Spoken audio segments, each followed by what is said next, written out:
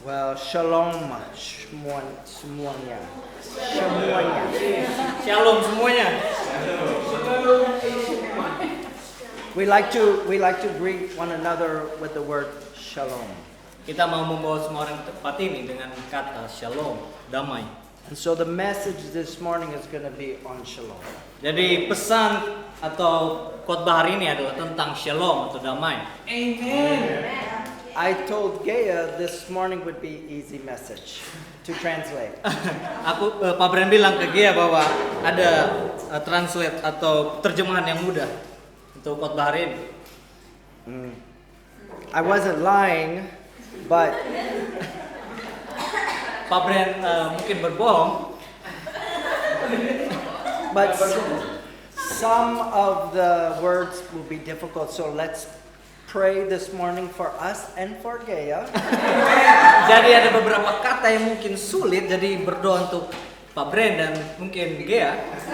That God would open our understanding and help Gaya know the words. Oke, dan membuka pengetahuan kita, pemahaman kita untuk tahu firman Tuhan. All right, who wants to pray? Siapa yang mau berdoa? Bapa di dalam surga, kami berdoa Tuhan, biarlah Engkau membuka hati kami Tuhan. Engkau membuka pikiran kami untuk memahami perkataan-perkataan. Engkau membukakan hati kami untuk memahami apa yang Kau mau sampaikan kepada kami Tuhan. Bapa, kami berdoa Tuhan, biarlah Engkau berbicara melalui mulut Pak Bren dan Engkau mengurapi Gea Tuhan. Engkau memberikan dia kepercayaan diri daripadamu Tuhan. Biarlah Roh Kudus-Mu membantu dia untuk memahami setiap perkataan-perkataan yang Engkau mau sampaikan kepada umat-Mu hari ini Tuhan. Kami memuliakan Engkau Tuhan. Haleluya. Amin. Amen. Amen. Where did my paper go? Oh. Yes. So, what will happen if I let go of this paper? Jadi apa yang terjadi ketika Pak Bren meremas kertas seperti ini?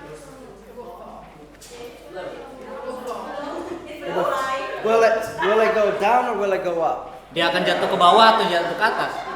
Naik ke atas. Okay, let's vote. Who says it will go down? Ayo kita vote. Siapa yang mau jatuh ke bawah? All right. Who says it will go up? Siapa yang jatuh ke atas? Okay, let's find out. Oke, kita cari tahu.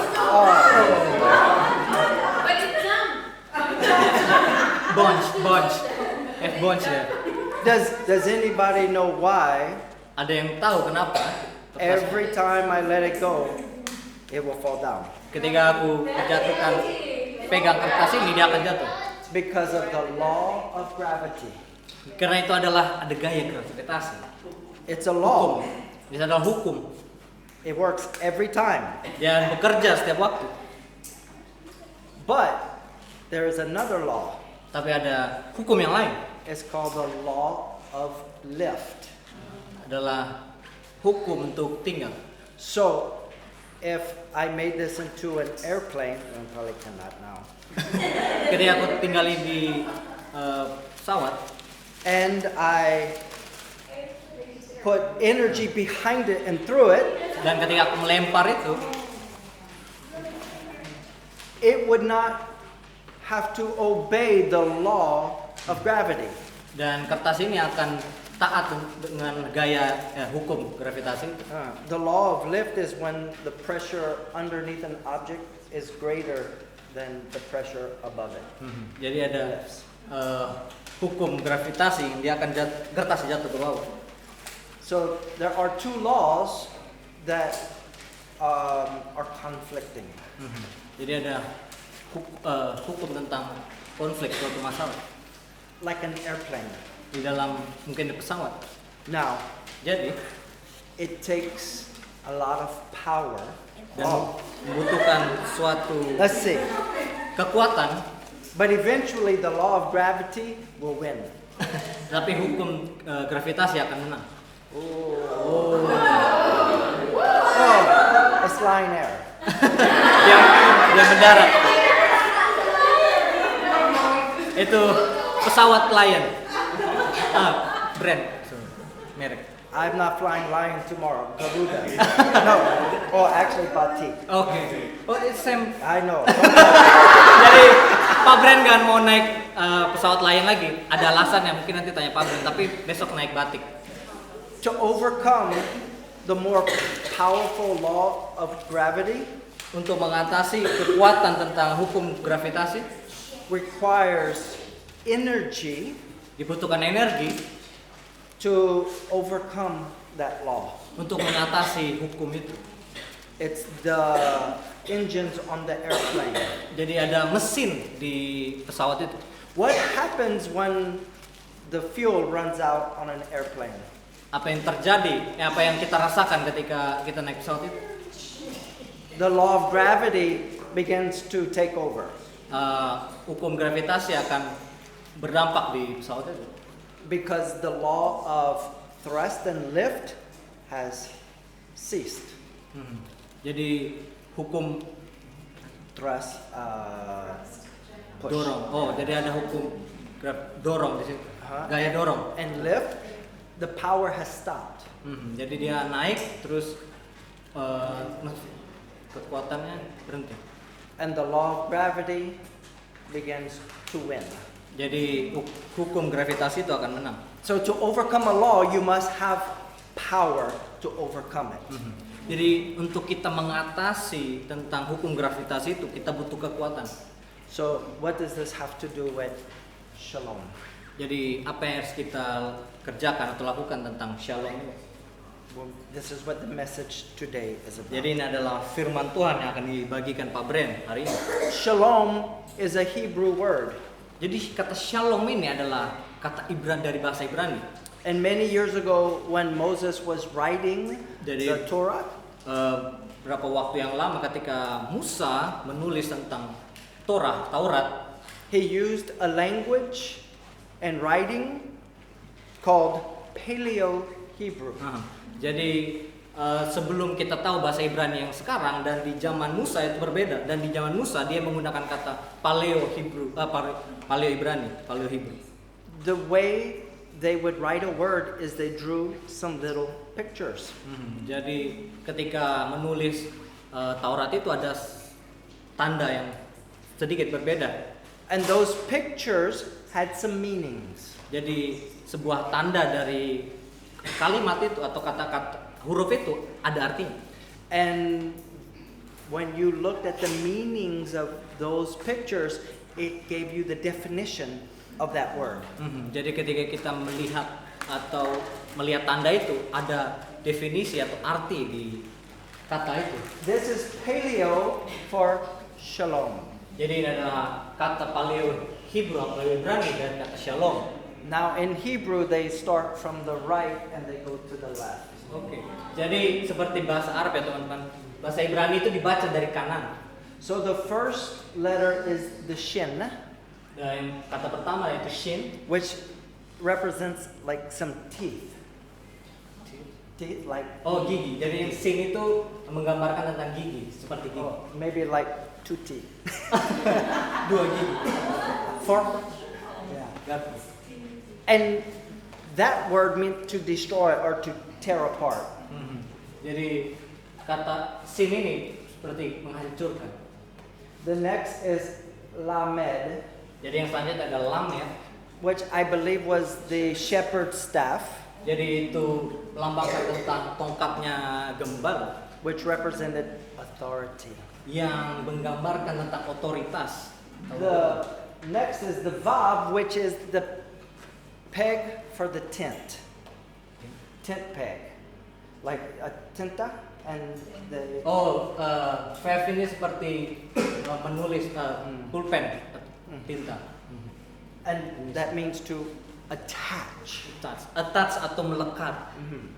And the last one is like the waves of the water, and it's called chaos. Jadi mem ini bisa dikatakan seperti gelombang di air, itu chaos atau kekacauan. Like when you're on the ocean and the waves are crashing into you. Jadi seperti kamu di lautan ada gelombang yang hancurkan kamu. So the definition of shalom is to destroy the authority that is attached to chaos.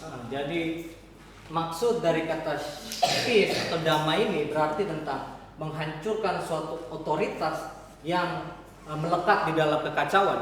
So this morning we're going to learn about the law of chaos. Jadi hari ini Pak Brian akan sharing tentang hukum tentang kekacauan, Which is like the law of gravity. yang mana seperti hukum gravitasi. As long as there is no other power, it wins every time. Jadi hukum gravitasi itu bisa menang kapanpun. The law of chaos is the same. The law of chaos is sama. Oh, jadi hukum kekacauan itu juga sama seperti hukum gravitasi. But we're going to talk about the law of shalom, Tapi kita akan berbicara tentang hukum damai, which has the power to overcome chaos. Jadi shalom ini, damai sejahtera ini untuk mengatasi kekacauan itu. In the same way, the law of lift requires power. Jadi untuk hukum dalam kehidupan membutuhkan kekuatan. The law of shalom requires power or authority. Oh, jadi untuk hukum dari damai ini juga membutuhkan kekuatan dan otoritas. How many of you have been through some teachings on physics? Beberapa dari kalian, siapa di antara kalian yang mungkin pernah belajar tentang fisika, Not pelajaran fisik?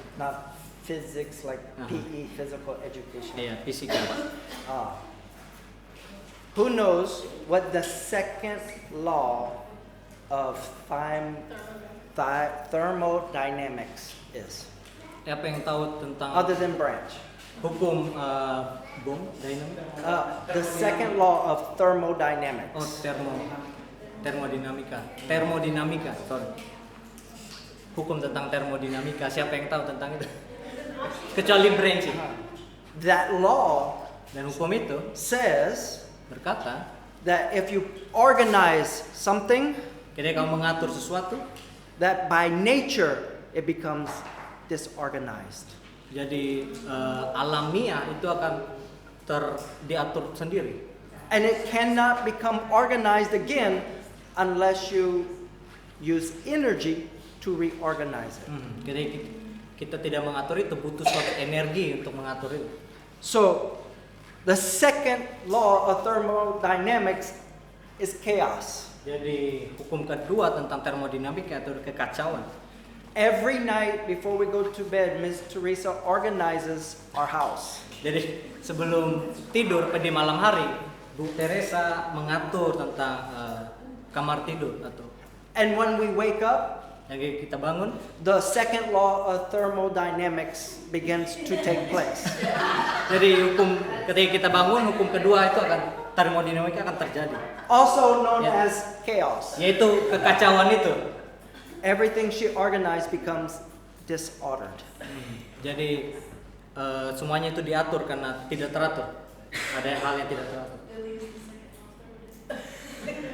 The definition of chaos is complete disorder and confusion.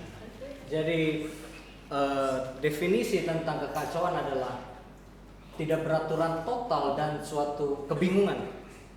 So, if we never exert energy to put things in order, everything will become chaos. Jadi kita tidak memasukkan suatu Energy, energi di dalam.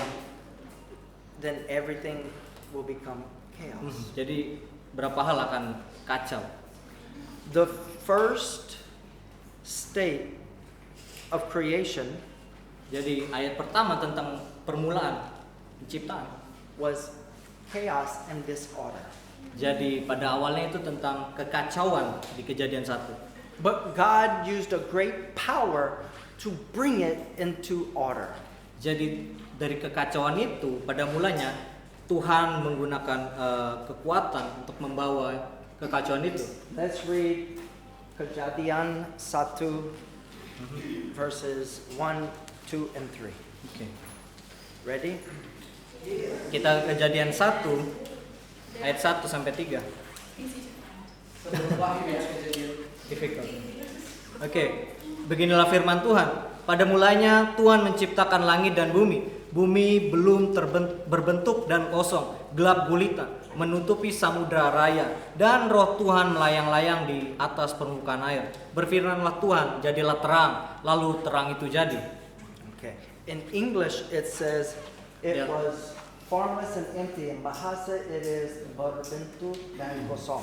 Jadi di dalam bahasa Inggris itu seperti kosong, dalam empty, dan tidak berbentuk. In the Jewish language, it's tahu, vahu. Oh, di dalam Not tahu you eat. bahasa Jews, Tohu, vohu. You can Yahudi. say that way. Tohu, vohu. Those words are dark and chaos. Oh, jadi dalam bahasa Yahudi atau Ibrani itu ada tohu atau bohu, dan artinya itu adalah gelap dan kekacauan. So when God created the earth, it was dark and chaos. Jadi ketika pertama kali Tuhan menciptakan dunia ini, itu adalah gelap dan kacau. And God said, Dan Tuhan berkata, let there be light. jadi jadilah terang. And it overcame the darkness. Jadi terang itu mengatasi kegelapan itu. So there is a law of darkness. Jadi itu adalah hukum tentang kegelapan. And it takes power to overcome it, Nah, jadi terang itu mengatasi kegelapan itu, hukum kegelapan itu. which is light. Yang mana adalah terang. Do you know this is the first words God ever spoke? Jadi ini adalah yang pertama ketika Tuhan berbicara, ayat pertama di Alkitab. God said, let there be light. Jadi Tuhan berkata, jadilah terang. And there was. Dan jadi dari terang itu terjadi. So there is a tremendous power when God speaks. Jadi ada kekuatan yang luar biasa ketika Tuhan berbicara. When God speaks, even the oceans open up. Jadi mungkin ketika Tuhan berbicara, lautan bisa terbelah dua. When God speaks, even the raging sea calms down. Jadi ketika Tuhan berbicara, mungkin ombak jadi di lautan atau air jadi tenang. When Jesus was in the boat with his disciples and the storm was out of control, Jadi ketika Tuhan Yesus di entah itu perahu, ada badai yang datang di sekitar perahu itu. there was the waves, chaos, the Uh-huh. waves. Gelombang lautan itu jadi kacau. And Jesus spoke and there was shalom. Jadi Tuhan berbicara, jadinya damai, jadi tenang lautan itu. It went from chaos to peace. Jadi dari kekacauan menjadi damai. And the disciples said, wow, he can speak to the waves and they obey him. Jadi murid-muridnya berkata, wow, dia bisa berbicara tentang gelombang, dengan gelombang itu yang awalnya kacau jadi tenang gelombang. So when the Lord speaks, chaos is destroyed by putting things back into order. Jadi ketika Tuhan berbicara tentang kekacauan itu, yang artinya adalah menghancurkan apapun ke dalam keteraturan. Jadi kekacauan itu Tuhan berbicara untuk mendamaikan kekacauan itu di dalam suatu keteraturannya Tuhan. So if God doesn't speak, chaos and darkness win every time. Jadi Tuhan tidak berbicara bahwa kekacauan dan kegelapan bisa menang kapanpun. So the first condition is always chaos. Jadi kondisi yang pertama kali di dunia ini adalah kacau. The earth was in chaos, out of order.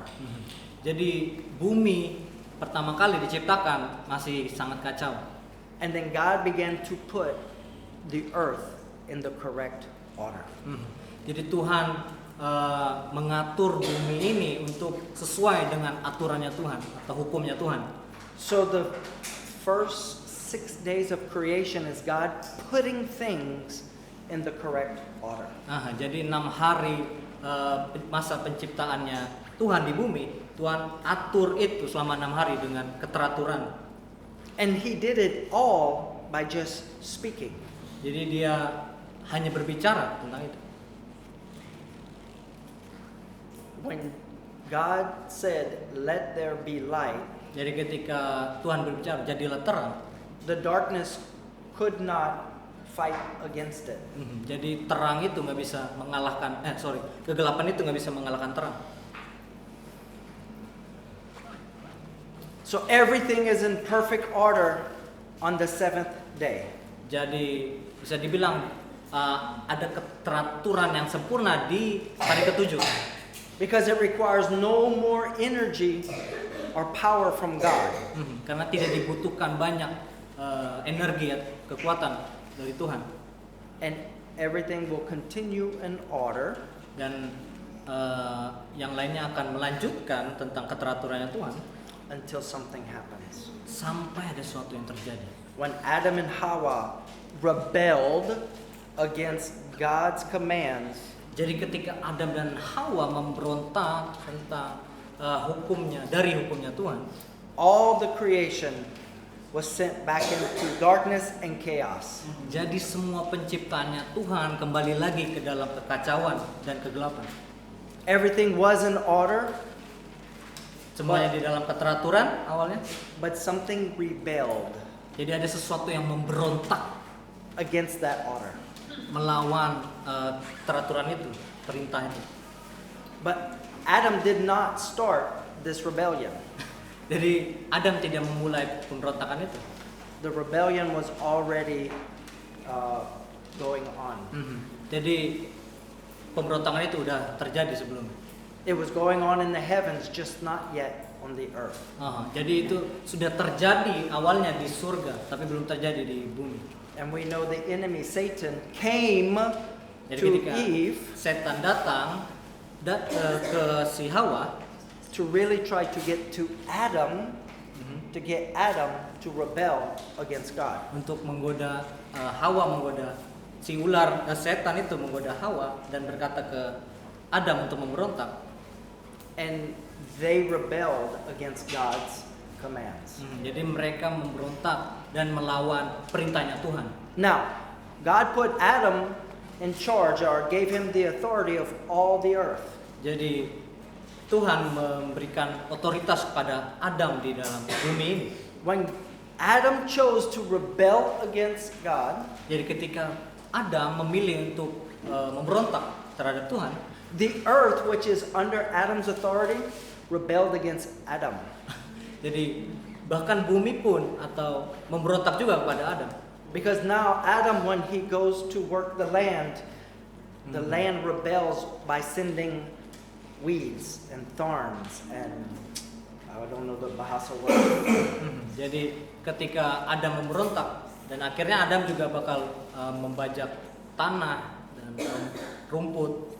So the whole creation is in rebellion against God.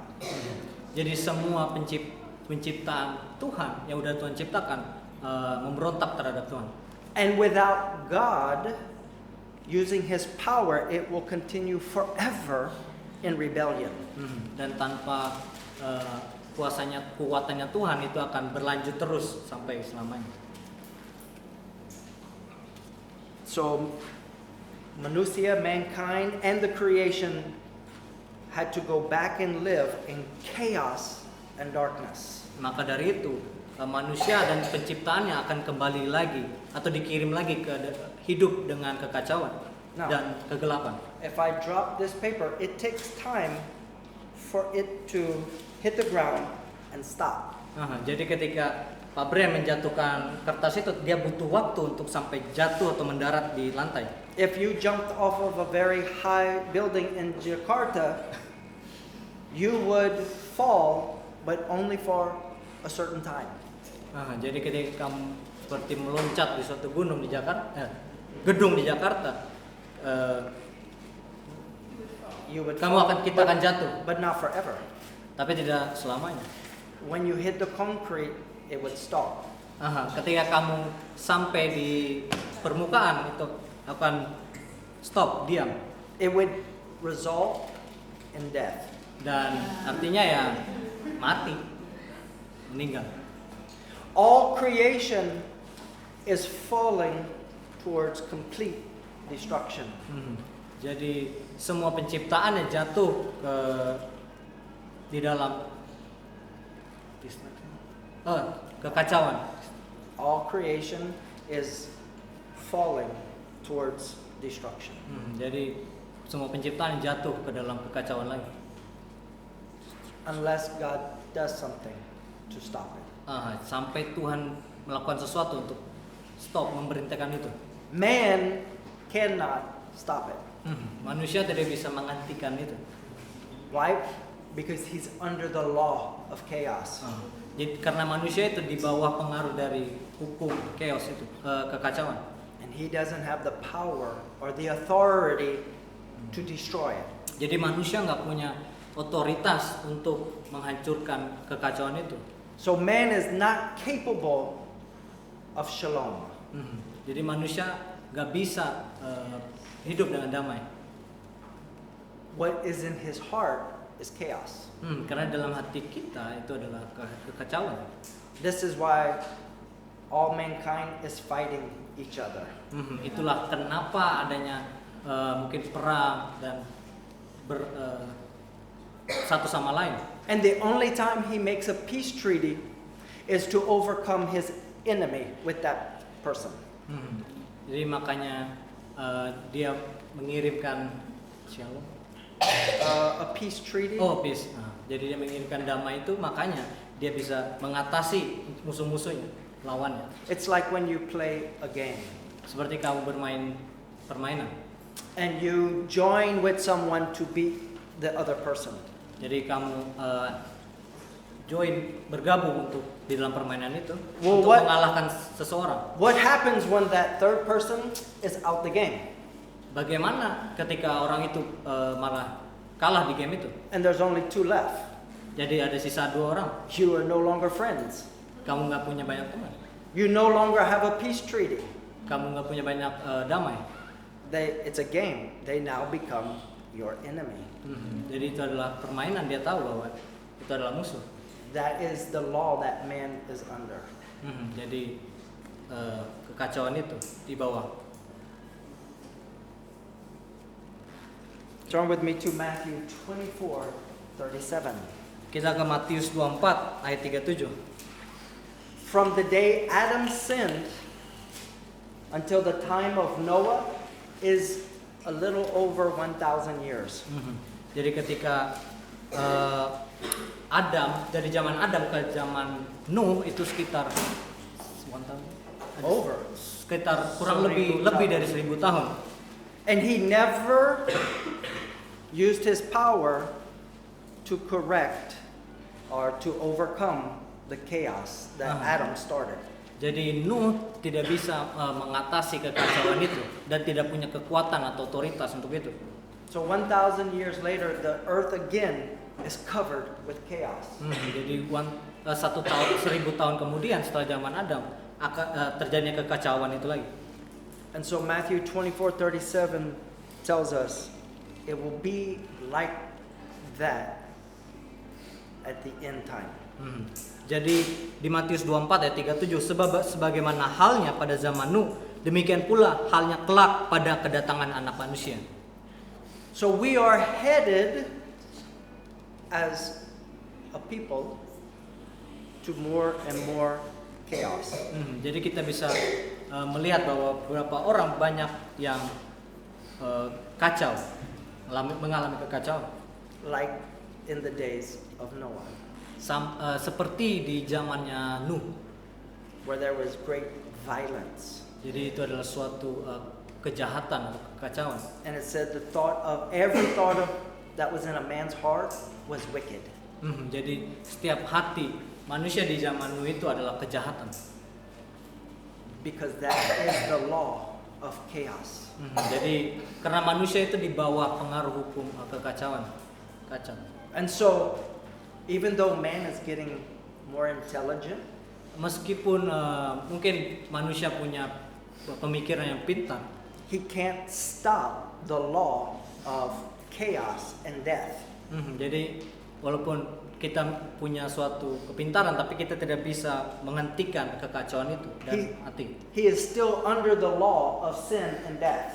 Jadi kita tetap di bawah hukum kekacauan itu dan akan mati. All he can do is become smarter and build bigger bombs. Nah, mungkin ya ada juga yang karena dia pintar jadi membuat bom teroris. Because the rules of the game haven't changed. Jadi peraturan dari permainan itu berganti. Aturan yang Tuhan tetapkan berganti. There is no peace without God. Jadi tidak ada damai sejahtera tanpa Tuhan. It doesn't matter how smart man gets. Jadi tidak peduli berapa pintar atau jeniusnya manusia itu. If you are playing a game and you're the smartest, you will probably win. Ketika kamu pintar dalam suatu permainan, kemungkinan kamu akan menang di game itu. But the smarter you get, you don't tell everyone, let's just have peace and we all win.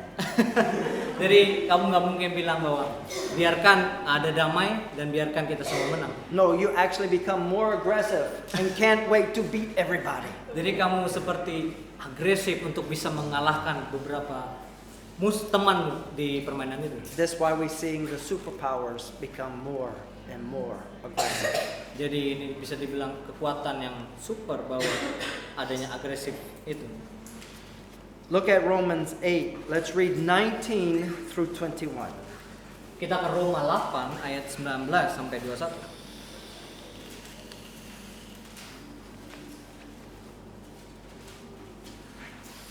There? Oke. Roma 8 ayat 19 sampai 21. Sebab dengan sangat rindu seluruh makhluk menantikan saat anak-anak Tuhan dinyatakan. Karena seluruh makhluk telah ditaklukkan kepada kesia-siaan, bukan oleh kehendaknya sendiri, tetapi oleh kehendaknya Dia yang telah menaklukkannya. Tetapi dalam pengharapan, karena makhluk itu sendiri juga akan dimerdekakan dari perbudakan, kebinasaan dan masuk ke dalam kemerdekaan kemuliaan anak-anak Tuhan. Okay. So creation is under the law of chaos. Jadi ciptaannya Tuhan atau kita itu di bawah pengaruh hukum kekacauan. Because Adam Karena Adam became a slave to the law of chaos.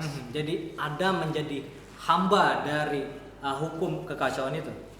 And whatever he's in charge of also is under that law. Jadi apapun yang dia lakukan itu di bawah hukum kekacauan. The creation didn't ask or want to be under the law of chaos. The creation did not choose to be under the law of chaos. Jadi ciptaannya Tuhan tidak memilih untuk di bawah hukumnya kekacauan itu. It was Adam who forced the creation to be under the law of chaos. Jadi Adam menyerah atau memberontak terhadap Tuhan, makanya dia di bawah hukumnya kekacauan. And Romans 8 tells us that creation is longing to be set free from the law of chaos. Jadi di Roma bilang bahwa semua ciptanya Tuhan harus dimerdekakan dari hukum kekacauan itu. But who can set creation free from chaos? Jadi siapa yang bisa mengatur kemerdekaan manusia itu dari hukum kekacauan itu? It says that anak-anak Tuhan or Allah, the sons of God. Jadi yang bisa adalah anak-anaknya Tuhan. Even creation knows it takes the sons of God to set them free. Bahkan anak-anak Tuhan tahu bahwa anak Tuhan, Yesus itu sendiri akan membuat kita memerdekakan. It's waiting for freedom to come from the children of God. Jadi itu menunggu datang dari anak-anaknya Tuhan. It actually means mankind, but with the power of God. Jadi itu maksudnya manusia yang punya kekuatan dari Tuhan. Because it was man who put them in bondage. Jadi manusia itu yang menjadikan dirinya sebagai hamba. And it will be man that will deliver it from bondage. Jadi manusia ini juga akan membebaskan manusia lain dari perhambaan itu. When man first gets delivered from that bondage, Ketika pertama kali manusia ini membawa atau membebaskan dari perhambaan itu. you see, if your home is in chaos, Ketika kamu lihat bahwa rumahmu mungkin ada kekacauan, it's because those who are in charge are in chaos. karena orang-orang di rumah mungkin kacau juga.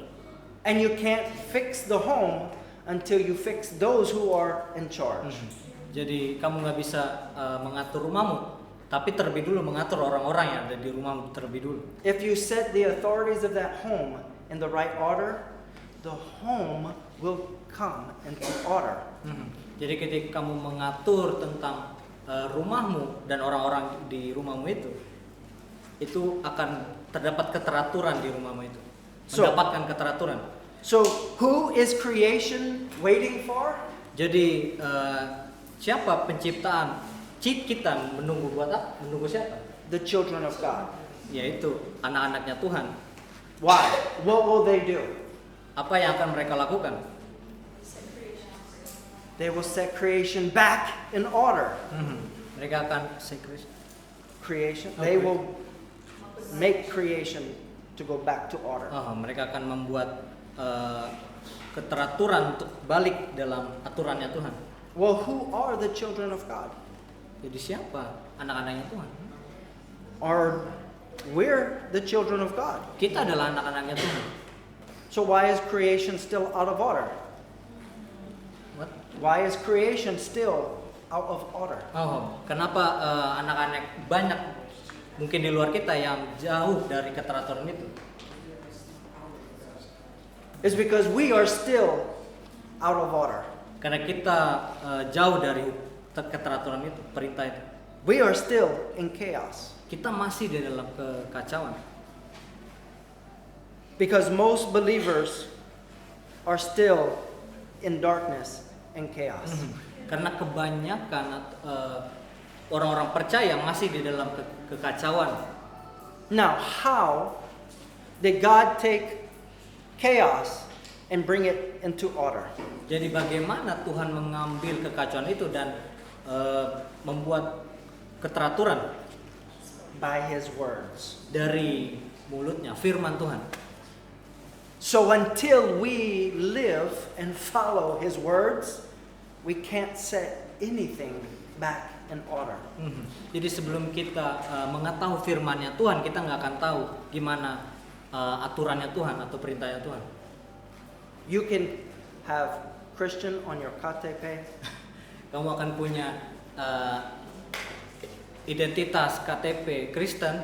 You can say you believe in Jesus Kamu bisa bilang kita percaya Tuhan, and still be in darkness and chaos. tapi tetap saja berada di dalam kekacauan dan.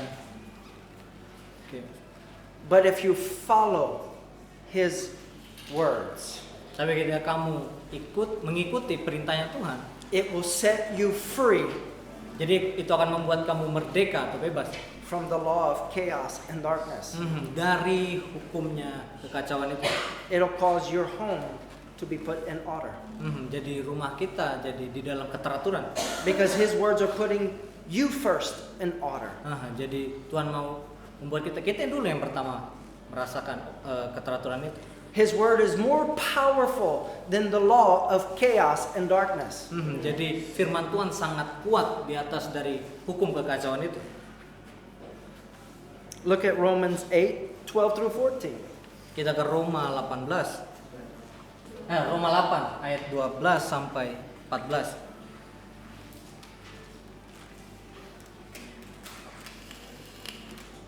Beginilah firman Tuhan, jadi saudara-saudara, kita adalah orang berhutang, tetapi bukan kepada daging, supaya hidup menurut daging. Sebab jika kamu hidup menurut daging, kamu akan mati. Tetapi jika oleh roh kamu mematikan perbuatan-perbuatan tubuhmu, kamu akan hidup. Semua orang yang dipimpin roh Tuhan adalah anak Tuhan. So it requires God's word and His Spirit. Jadi dibutuhkan firman Tuhan dan rohnya. Just like on an airplane. Seperti di dalam pesawat. To overcome the law of gravity, Jadi untuk mengatasi gaya gravitasi, hukum gravitasi, it needs an engine. jadi dibutuhkan mesin. But the engine needs benzene. Jadi untuk mesinnya dibutuhkan aftur. If you have big engines and no benzene, you're still under the law of gravity. Jadi ketika kamu nggak punya aftur atau bensin yang cukup untuk pesawat, kamu akan tetap di bawah hukum gravitasi itu. If you have benzene, no engine, Ketika kamu punya bensin tapi nggak ada mesinnya, you might be able to overcome the law of darkness if someone uses a lighter. kamu mungkin bisa mengatasi hukum kegelapan, tapi ketika orang menyalakan api bensin. You notice when we read Genesis 1:1, where was the Spirit of God? Kalian bisa ingat bahwa kita tadi baca di Kejadian 1, di mana rohnya Tuhan? It was hovering over the water. Jadi dia melayang-layang di atas air, Then God spoke. dan Tuhan berfirman. So the Spirit and God's Word set everything in order. Jadi firman Tuhan dan rohnya Tuhan mengatur apapun. That still hasn't changed even today. Dan itu tidak berubah sampai hari ini. His Word and His Spirit set creation back in order. Jadi firmannya dan rohnya mengatur kita untuk balik lagi di aturannya Tuhan. Because it has the power to do it. Jadi karena Tuhan punya kekuatan untuk melakukan itu. Even if the law of chaos and darkness fight, it will lose because God's power is greater. Bahkan walaupun ketika hukum kekacauan ini untuk melawan rohnya Tuhan, tapi itu tidak akan bisa terjadi karena Tuhan punya otoritas atau kuasa untuk mengalahkan hukum kekacauan itu. So, if the churches in the world Jadi ketika gereja di luar sana, dunia, are living in chaos and darkness, dan masih hidup di dalam kekacauan dan kegelapan, that means they themselves haven't been set free from the law of chaos. Jadi ketika mereka masih gereja-gereja di luar sana yang masih hidup di dalam kegelapan dan kekacauan, itu berarti mereka masih di bawah hukum kekacauan itu. And that means they can't fight against the law of chaos Dan itu artinya mereka bisa melawan hukum kekacauan itu. to set the creation free. Untuk membuat ciptaannya itu bebas atau merdeka. This is why creation is saying, "Where are the children of God?" Itulah dibilang kenapa Tuhan bilang, di mana anak-anaknya Tuhan? Those who will use His words and His Spirit and put us back in order. Jadi mereka harus menggunakan firman dan rohnya Tuhan untuk balik lagi ke dalam aturannya Tuhan. In some translations it says creation is groaning for the sons of God. Groaning. Straining. Jadi bahkan Tuhan, beberapa terjemahan bilang bahwa Tuhan kayak berteriak gitu untuk semua ciptaannya balik ke dalam ordernya atau aturannya Tuhan. That's how much creation is desiring to be set back in order. Jadi Tuhan mau membuat ciptaannya balik lagi ke dalam keteraturan. We read Romans 8:12 through 14. Let's go to 1 John 3:8. Kita ke 1 Yohanes 3 ayat 8.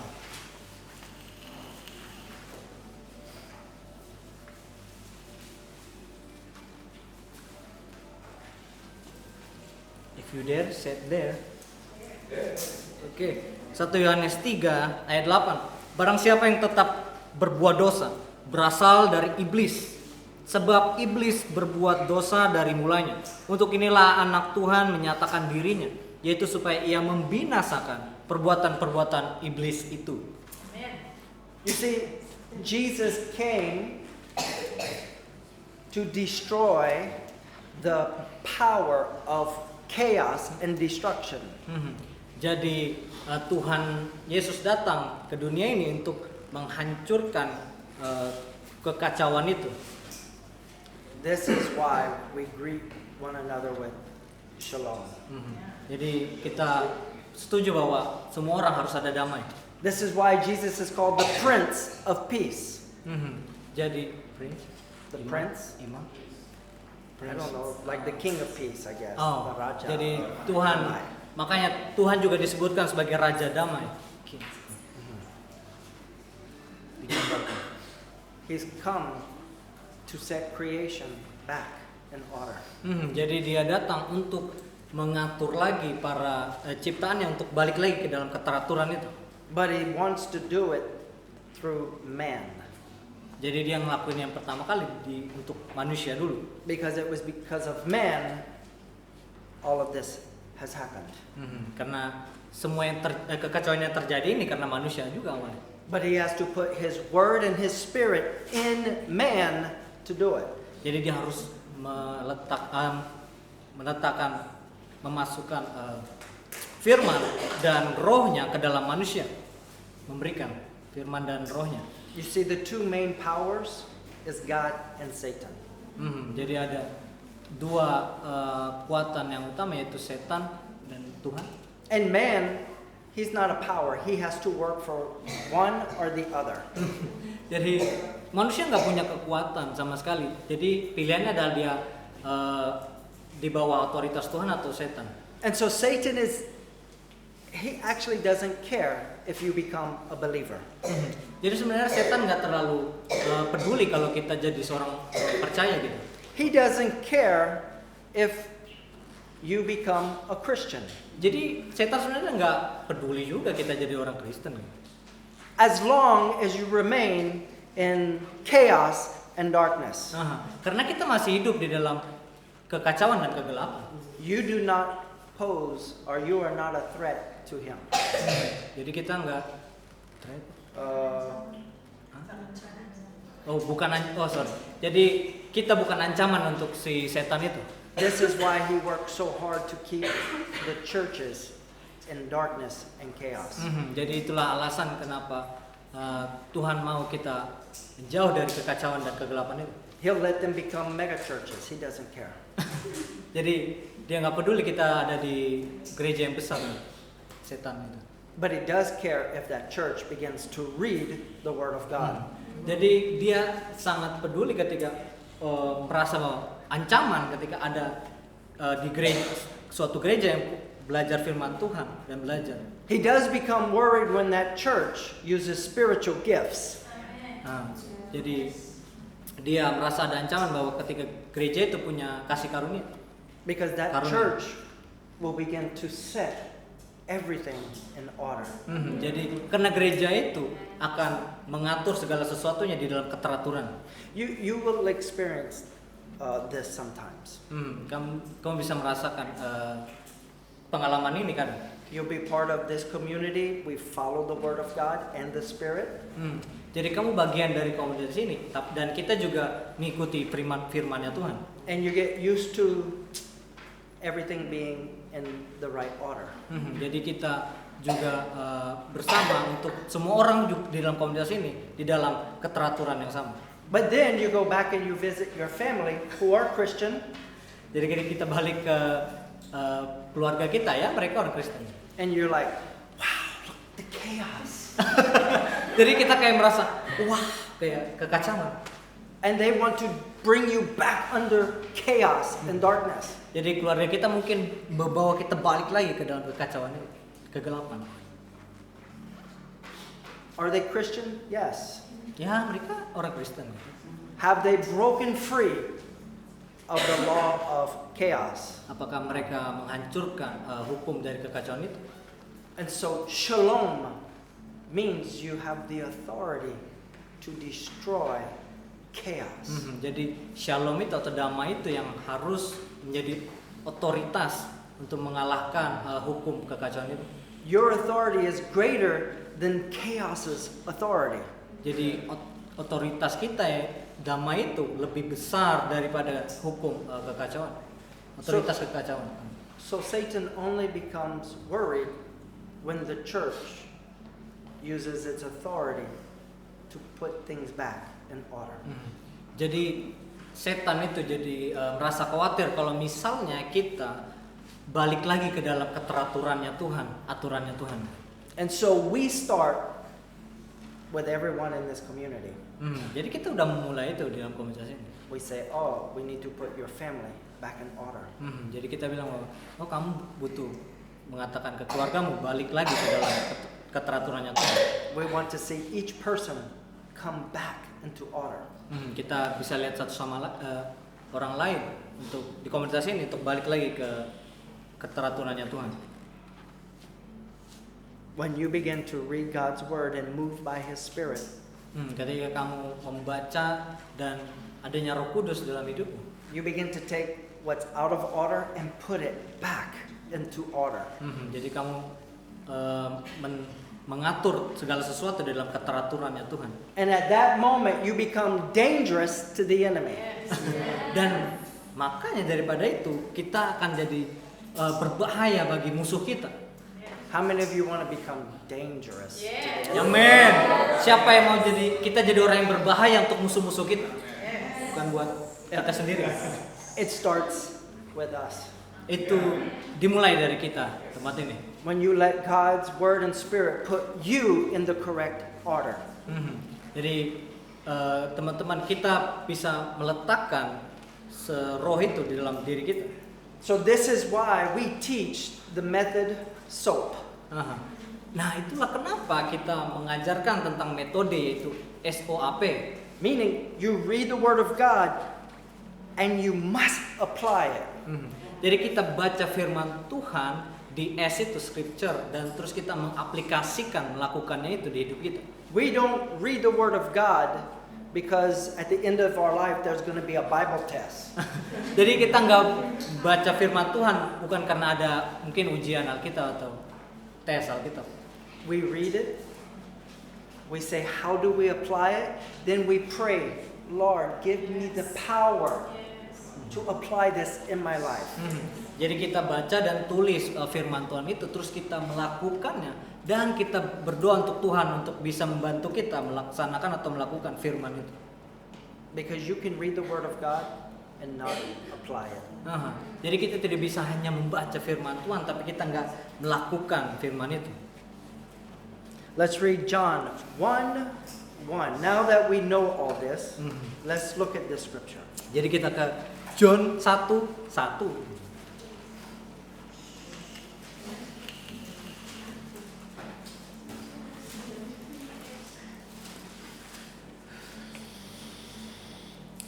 Oke, John pasal 1 ayat 1.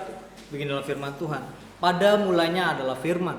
Firman itu bersama-sama dengan Tuhan dan firman itu adalah Tuhan. Ia pada mulanya bersama-sama dengan Tuhan. Segala sesuatu dijadikan oleh Dia dan tanpa Dia tidak ada suatu pun yang telah jadi dari segala yang telah dijadikan. Dalam Dia ada hidup dan hidup itu adalah terang manusia. Terang itu bercahaya di dalam kegelapan dan kegelapan itu tidak menguasainya. So in the beginning, Dan pada mulanya there was the word. itu adalah firman Tuhan. The word was God. Dan firman itu adalah Tuhannya sendiri sebenarnya. And when the word appeared, light appeared. Jadi ketika Tuhan muncul atau memperlihatkan dirinya, ada terang itu, terang juga ada datang. Meaning at God's word, light overcame darkness. Itu artinya ketika Tuhan datang, jadi terang itu akan mengatasi kegelapan.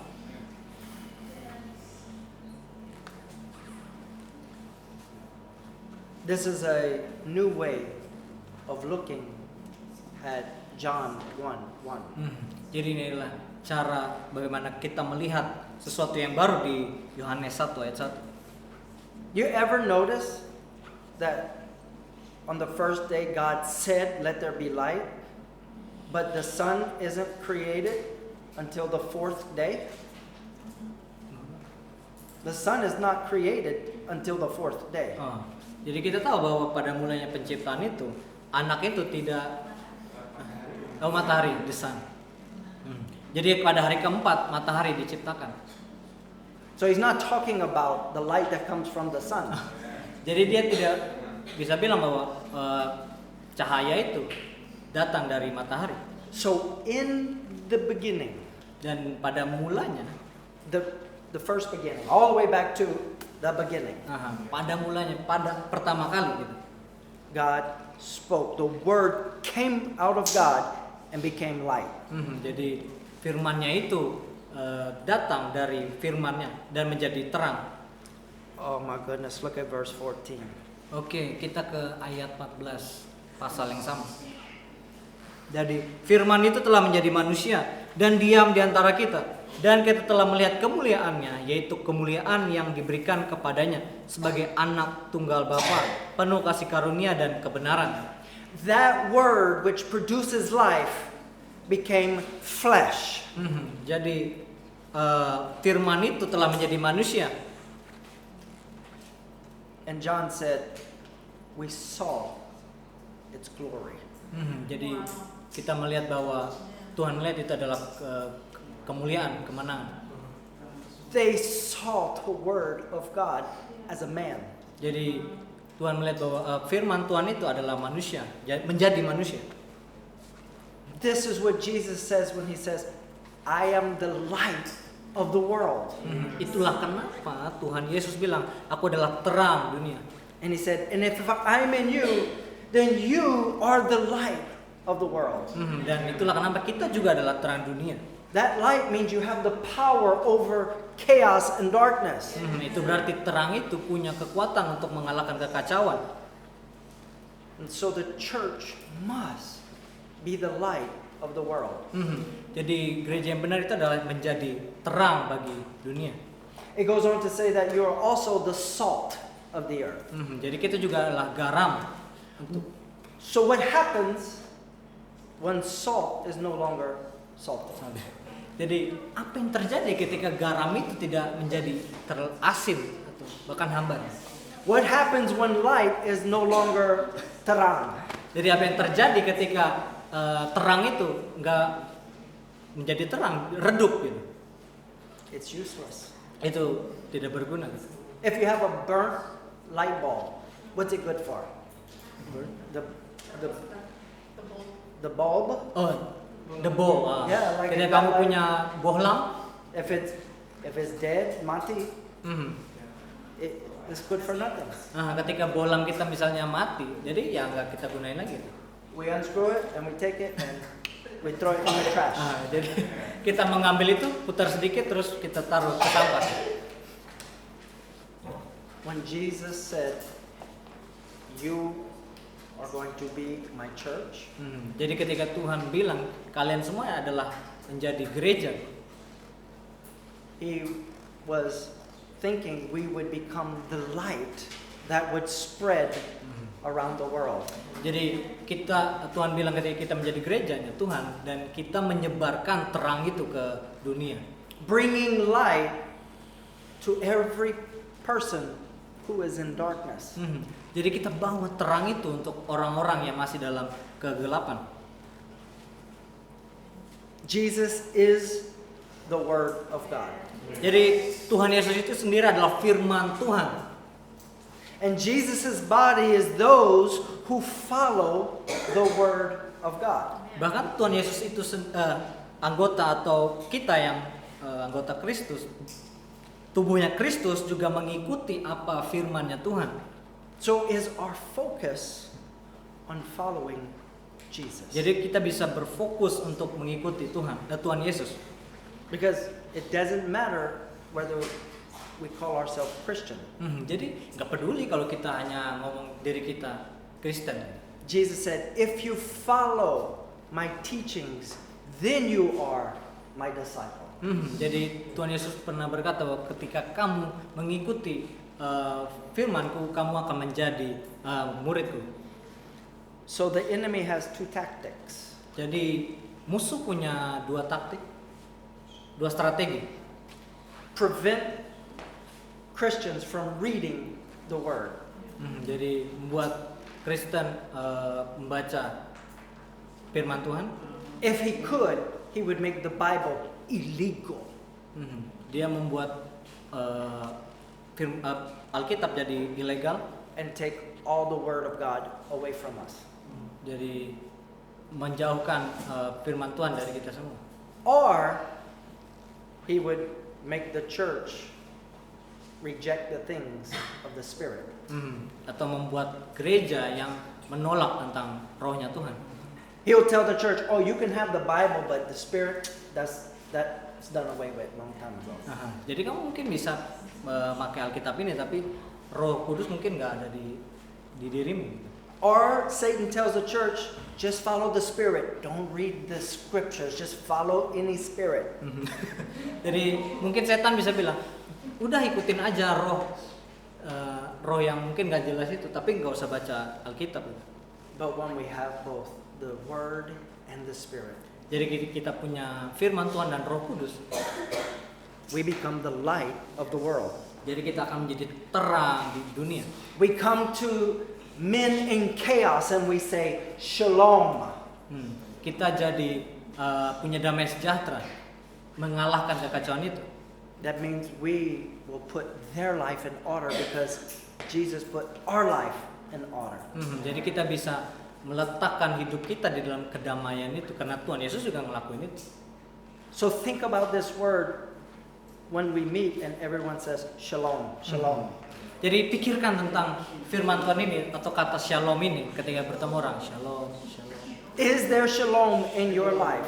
Apakah ada shalom di dalam kehidupan kamu? And are you producing shalom for someone else? Atau kamu juga bisa menghasilkan damai sejahtera itu kepada orang lain, membagikan. This is the last slide. Jadi, What is darkness and chaos? apa yang dimaksudkan tentang kegelapan atau kekacauan? This is where we take the teaching and we do the application. Jadi ini adalah salah satu 8 aplikasi dari kekacauan dan kegelapan ini. You see, you guys are already smarter than when you came here this morning. You've had physics class. Jadi kamu mungkin pintar dalam pelajaran fisika. But if we don't apply it, then we don't escape the law of sin and death. Jadi kita nggak melaksanakan itu dan kita nggak keluar dari hukum kematian itu. So darkness and chaos is sexual sin. Jadi ini dimaksudkan tentang di dalam kekacauan dan kegelapan ada dosa seksual. And you would be surprised that how many Christians are still active in sexual sin. Jadi kamu mungkin bakal terkejut bahwa masih banyak orang Kristen yang hidup di dalam dosa seksual, masih hidup. But the Spirit comes and delivers us from sexual sin. Jadi ketika roh Tuhan datang dan itu akan mengeluarkan kita dari dosa seksual. The next one is lying, which is creating darkness. Jadi yang kedua adalah tentang berbohong, yaitu tentang membuat suatu kekacauan. Do you know that when you lie, you are creating darkness, so someone doesn't see the truth. Jadi dosa dari kebohongan ini adalah ketika kita membuat sesuatu yang mungkin orang gak ngelihat kebenaran. So God's word tells us, speak the truth to one another. Jadi makanya firman Tuhan bilang, katakan yang kebenaran kepada satu sama lain. So as long as Christians continue lying, they're still in darkness and chaos. Makanya banyak orang-orang Kristen juga masih hidup dalam kebohongan, di dalam kekacauan dan kegelapan. Now, the next is division. Dan yang ketiga adalah perpecahan. If you put something in order and then you start to break it apart, it's dividing it. Jadi ketika kamu di dalam suatu keteraturan atau perintah, tapi kamu mencoba untuk membuat part atau bagian yang berbeda gitu. This is Merusak dari keteraturan itu. Division is a very powerful weapon of the enemy. Jadi perpecahan adalah senjata yang sangat kuat untuk musuh pakai. If we could see in the spirit, Ketika kita bisa sometimes melihat roh itu kadang Satan is constantly going to each one of us and saying, "You know what that person did?" jadi setan kadang berjalan di sekitar kita terus dia bilang bahwa kamu tahu tentang orang ini. He's looking to see if you can be used to cause division. Jadi dia memakai kita mungkin untuk membuat kekacauan, perpecahan. Oh, she said that like she didn't like you. Jadi dia bilang kayaknya dia nggak suka kamu gitu. Ada something, ada sesuatu. Look, she left her clothes out again. Jadi dia She left her clothes on the floor again. oh, That's what the enemy says. Poor Gaya, y'all pray for Gaya.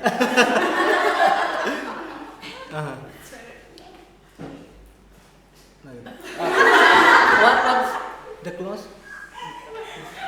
Oh, the clothes. Jadi English. She left her clothes on the floor Oh, again. Jadi dia melupakan menjatuhkan bajunya di lantai. You do not want to give the enemy the opportunity to bring darkness and chaos. Jadi kita jangan sampai membuat musuh kita, membuat kita jadinya perpecahan di hidup kita. So when Perpecahan. Satan says, Ketika setan bilang, she cooked again and didn't wash her dishes, oh jadi dia memasak lagi tapi nggak mencuci piringnya atau kompornya, panci. you say, "Shut up, devil! I'm praying for her to overcome that." Jadi diam setan, aku akan berdoa untuk teman saya itu mengatasi hal itu.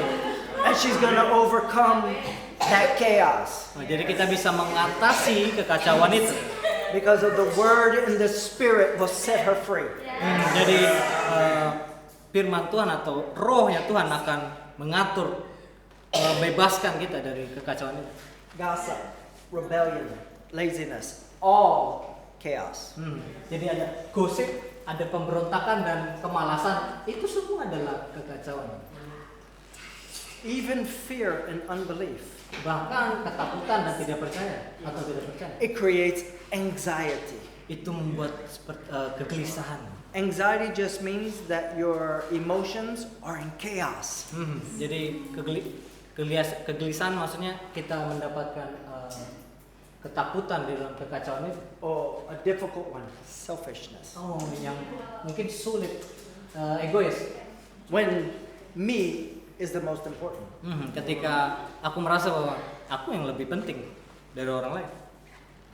And undisciplined, Jadi tidak disiplin. which means you make a mess, you don't clean it up. Jadi kita membuat kekacauan tapi kita nggak mengatur itu lagi. It means you don't have control over self or things. It means you don't have control over yourself or Jadi something. kita nggak bisa mengatur atau mengontrol diri kita atau pikiran kita. That means you can't manage money. It's a thing. Kita tidak bisa mengatur tentang keuangan kita. It means you can't manage time. You're always late. Jadi kita tidak bisa mengatur waktu kita dan kita mungkin sering telat. And Bakal so telat. your life is in chaos, and when you show up late, you brought chaos for everyone to share.